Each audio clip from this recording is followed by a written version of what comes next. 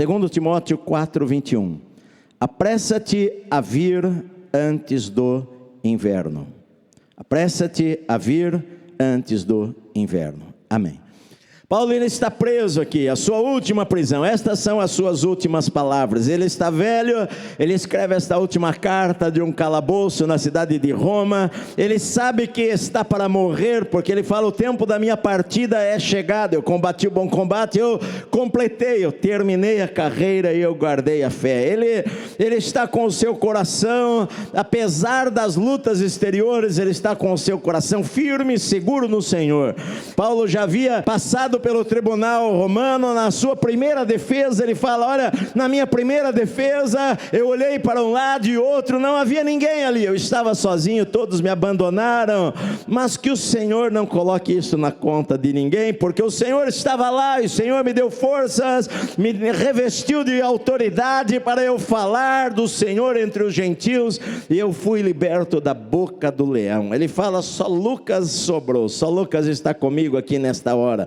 E ele fala para Timóteo: olha, procura vir ter comigo depressa. Ele fala no versículo 9, e agora no versículo 21 ele fala: apressa-te, venha o quanto antes, venha antes de chegar o inverno, porque quando o inverno chegasse, as navegações pelo mar Mediterrâneo ficariam difíceis, e Timóteo não iria conseguir mais. Paulo sabia que ele restava alguns dias, talvez, ele iria ser executado, ele iria ser condenado. Ele sabe, a minha hora chegou. Ele não sabia se ele iria morrer dali uma semana, um mês, 2 meses, e se Timóteo não viesse o quanto antes, talvez não encontrasse mais o apóstolo vivo.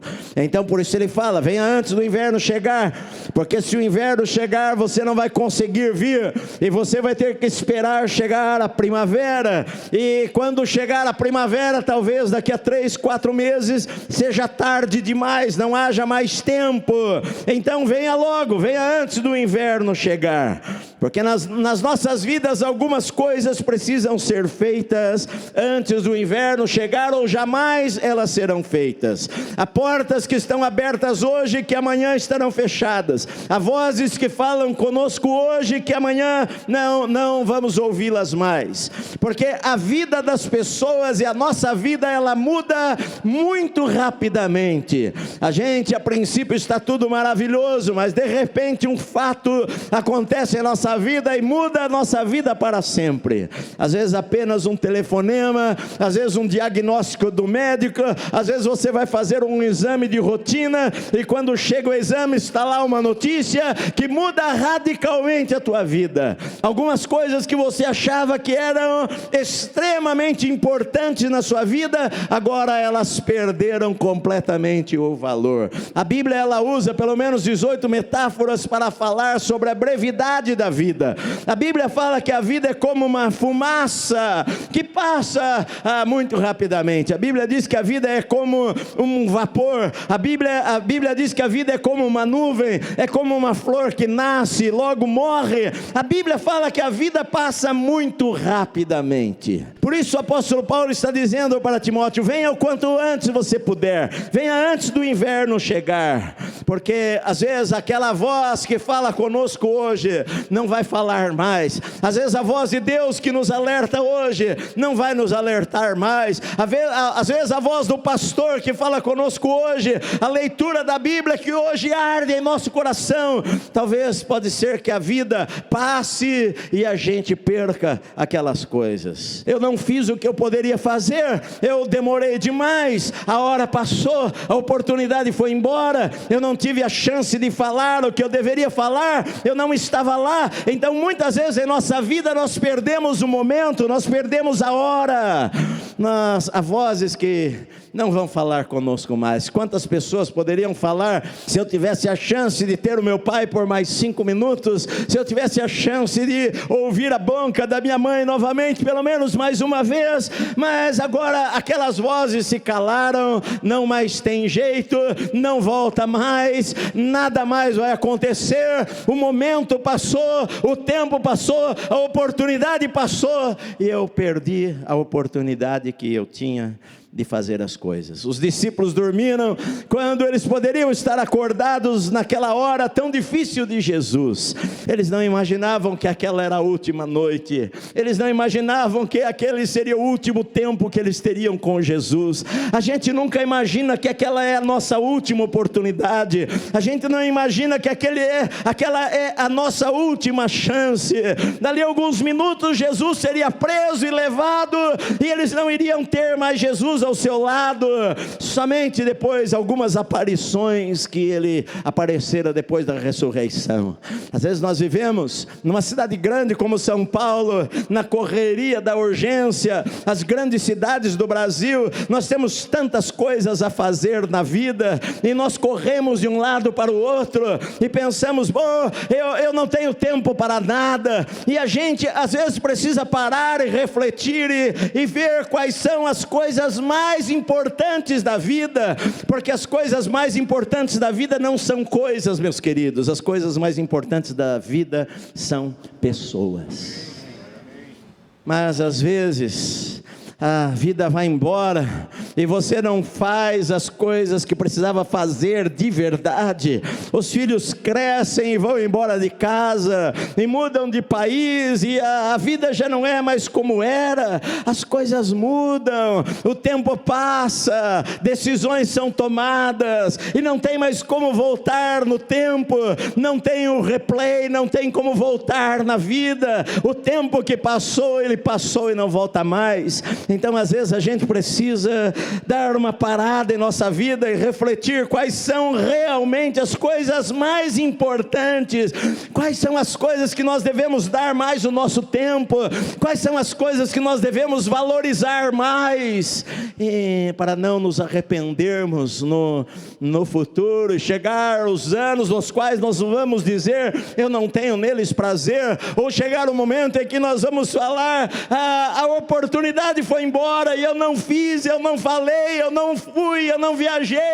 eu não orei, eu não abracei, eu não fiz o que eu precisava fazer na vida, e às vezes a gente não vai ter mais esta oportunidade. Semana passada eu estava nos Estados Unidos, eu fui pregar nos Estados Unidos, e quando eu cheguei de viagem, naquele dia, você chega cansado, o avião, o assento apertado, você vem ali espremido, e chega aqui quebrado, e cheguei tão cansado, e chegou uma mensagem no meu WhatsApp, de uma moça, que hoje deve ser uma senhora, com filhos, enfim, que eu não via há 30 anos, sei lá, e ela mandando uma mensagem, pastor, só para te informar, o meu pai, você deve se lembrar dele, ele frequentou a Bíblica há um tempo, eu o conhecia desde a igreja que eu fui pastor, na Lapa, há mais de 30 anos atrás, e o meu pai está desenganado no hospital, está com câncer no fígado, e se esparramou já, deu metástase, e os médicos já o desenganaram, estão esperando ele morrer, ele pode morrer a qualquer instante.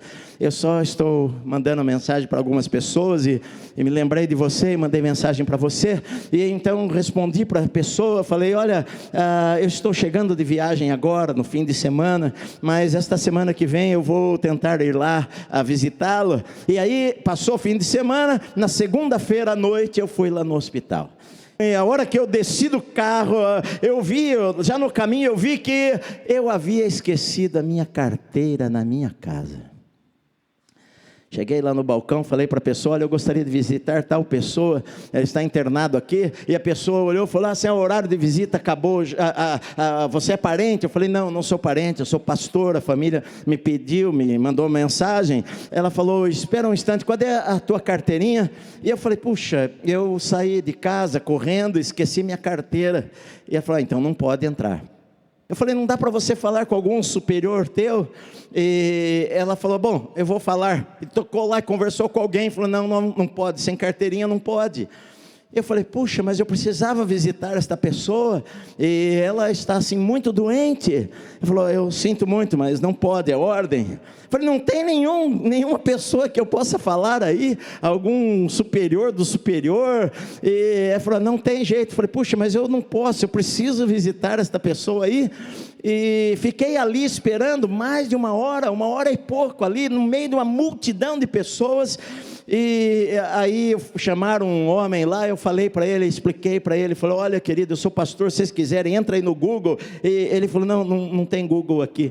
Eu falei, está aqui o meu celular, olha, você entra aqui e você vê aí, eu sou pastor de uma igreja e eu precisava visitar esta pessoa, eu expliquei o caso, eu esqueci minha carteira, enfim, esqueci, nunca acontece isso, mas eu esqueci. Ele falou, bom, vou falar com a chefe lá do setor. Aí ele falou, espera um minutinho. Daí eu fiquei mais uns 15, 20 minutos lá, de pé, encostado na parede, e fiquei pensando naquela hora, bom, eu fiz o que eu pude, né? Eu estou aqui 1h30 esperando para visitar. Na minha cabeça uma vozinha falava assim, olha, é hora de você ir embora, você tentou, né? E na verdade você não vê a pessoa há tantos anos, e você veio aqui, você já perdeu 2h30, uma no trânsito, mais 1h30, e você, não adianta, eles não vão deixar você entrar. Mas eu falei, não, vou ficar aqui, e fiquei lá. E aí a pessoa ia passando ali, a chefe da chefe, e ele chamou ela, eu vi que era a pessoa, conversando com ela, e olhou para mim e falou, ok, ela deixou você ir lá visitar. E daí me deu um selinho, preguei aqui no peito e entrei lá. Na enfermaria, muitas pessoas lá, leito número tal. Perguntei lá dentro onde era o leito número tal, entrei lá na sala e logo assim eu já reconheci o irmãozinho, já cabelos brancos, eu conheço há 35 anos, eu fui pastor dele há 35 anos atrás, há 36 anos atrás eu fui pastor dele, e eu reconheci assim mais velho. Cheguei do lado da cama ali, várias pessoas sentadas, e várias pessoas deitadas lá nas outras camas, ele com os olhos fechados ali, tudo inchado, amarelo inteirinho, os braços, o rosto, tudo. E eu cheguei do lado dele e falei para ele, seu Carlos, e ele ouviu assim a minha voz, abriu os olhos, virou o rosto assim, pôs a mão no rosto, pôs a mão assim, começou a chorar, falou, pastor Edson, que alegria ver você aqui. E eu conversei com ele ali uns 30 minutos, falei bastante com ele, perguntei para ele, você está indo em alguma igreja? Ele falou, não tanto, mas eu falei, olha, mas você está aqui, e você pode orar aqui, e você pode cantar para Deus aí no teu coração. E ele falou, eu tenho feito isso daí, às vezes eu vou na igreja da minha filha, eles são pastores e às vezes eu vou lá também, mas eu estou aqui, pastor, orando e louvando a Deus. E eu orei por ele ali, e abracei ele, e saí dali, já tarde da noite. E aí, esta semana passaram alguns dias, a filha dele mandou uma mensagem para mim, pastor, esta madrugada o meu pai partiu para a eternidade. E eu fiquei pensando, às vezes a gente desiste com facilidade, às vezes a gente pensa assim, bom, deixa para depois, uma outra hora eu faço isso daí. Eu sei que nós não conseguimos atender todo mundo, eu não consigo ir em todos os hospitais, eu não consigo ver todas as pessoas, mas às vezes a gente pode fazer alguma coisa, a gente às vezes pode dar uma palavra, às vezes a gente pode fazer alguma coisa antes do inverno chegar, e a gente perde a chance, e a gente perde a oportunidade vai embora, e a vida vai embora, e a gente não fez o que a gente precisava fazer, meu amado.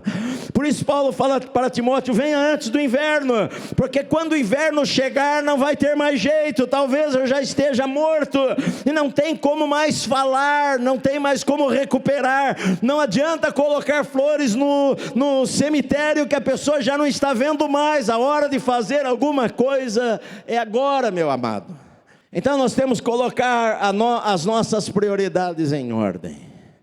Primeira coisa, preciso me comprometer com Cristo. Aquele homem lá nos evangelhos, o seu campo produziu em abundância, e ele falou para si mesmo, eu não sei o que eu vou fazer, porque os meus campos produziram com abundância. Já sei o que eu vou fazer, eu vou construir celeiros maiores, eu vou colocar lá o mantimento, e então vou dizer à minha alma, você tem em depósito muitos bens para muitos dias, descansa, come, bebe, dorme, regala-te. Mas naquela noite uma voz falou para ele, louco, esta noite pedirão a tua alma, e o que você tem preparado para quem vai ser? vencer. O que adianta ganhar o mundo inteiro e perder a sua alma? A Bíblia diz assim: hoje, se ouvirdes a sua voz, não endureçais os vossos corações. Então, em primeiro lugar, eu preciso ter um compromisso sério com Deus, um compromisso verdadeiro com Deus. Jesus precisa ser o Senhor absoluto, 100% da minha vida.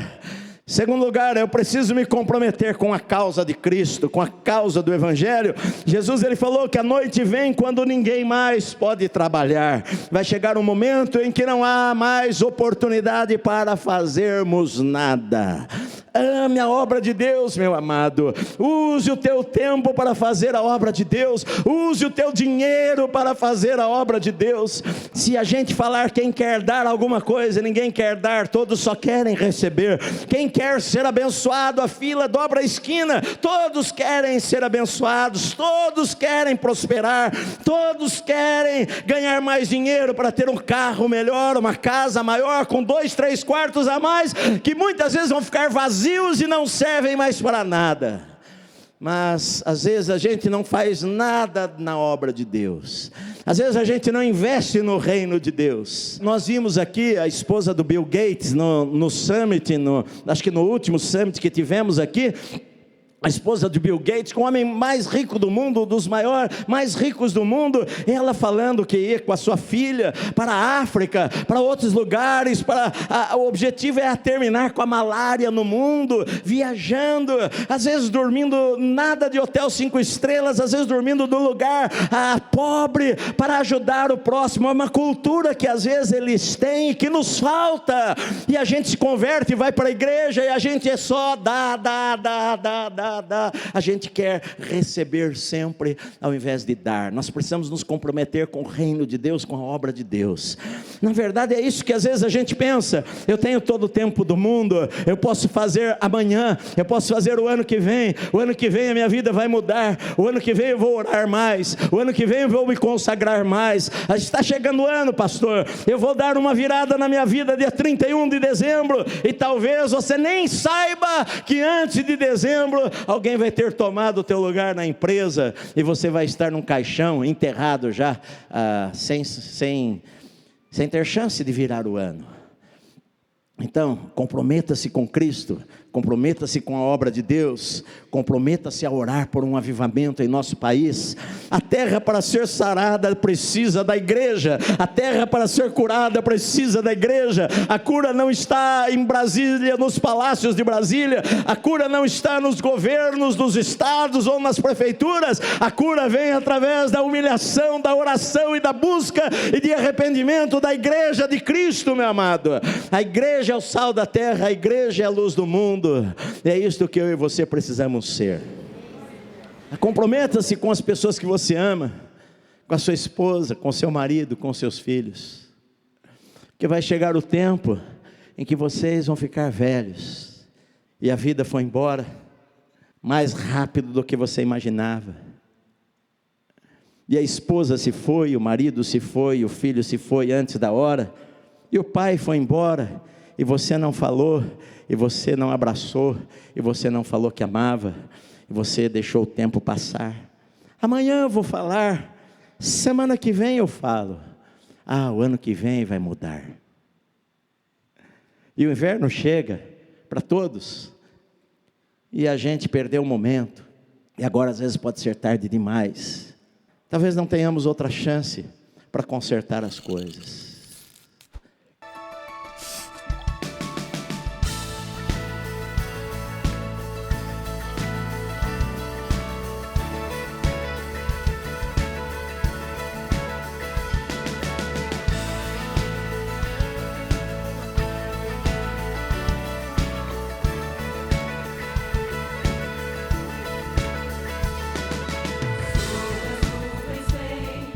A ele os reis se curvam.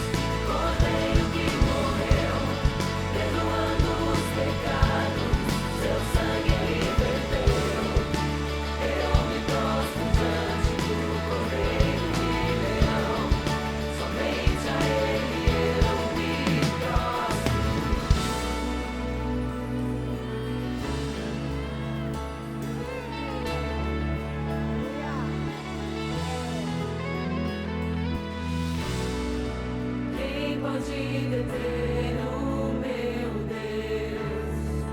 Quem pode deter o meu Deus?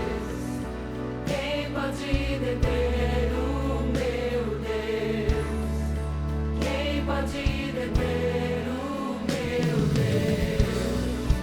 Quem pode deter o meu Deus? Quem pode deter o meu Deus? Quem pode deter o meu Deus? Quem pode deter?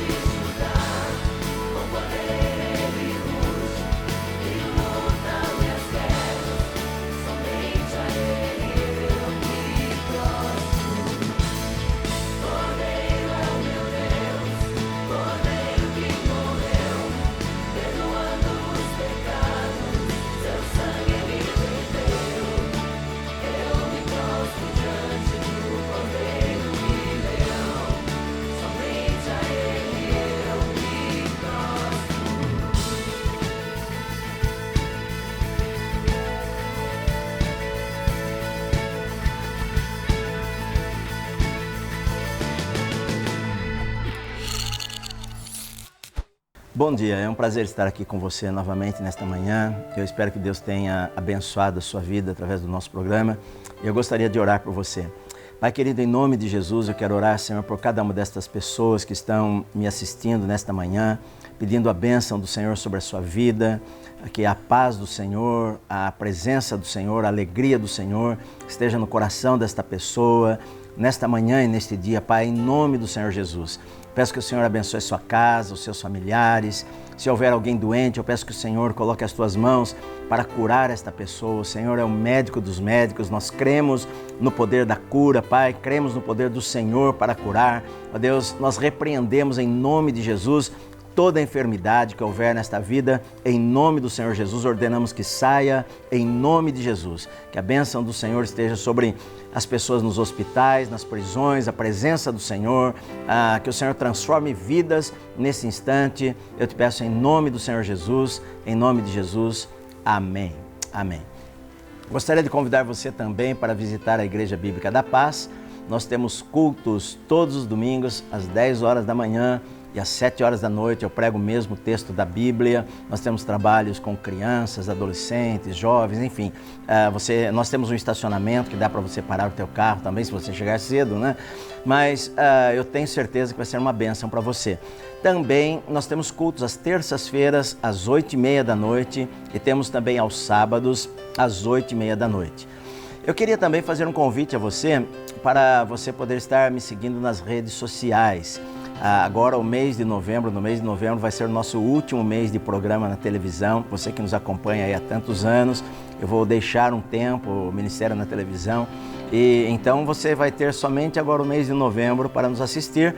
Se você quiser continuar acompanhando o nosso ministério, você pode seguir e assistir os cultos nossos no meu canal no YouTube ou assistir, enfim, no Facebook e em outros canais. Deus abençoe você. Até semana que vem, se Deus permitir. Tchau, tchau. Se você tem sido abençoado com o nosso programa, não deixe de contribuir com esse ministério. Sua ajuda fará com que a palavra de Deus alcance milhares de lares no Brasil. Ore, divulgue e contribua. Associação Proclamai. Nos bancos: Itaú, agência 8725, conta corrente 14441, dígito 7. Ou Bradesco, agência 2103, conta corrente 029236, dígito 2. Por tua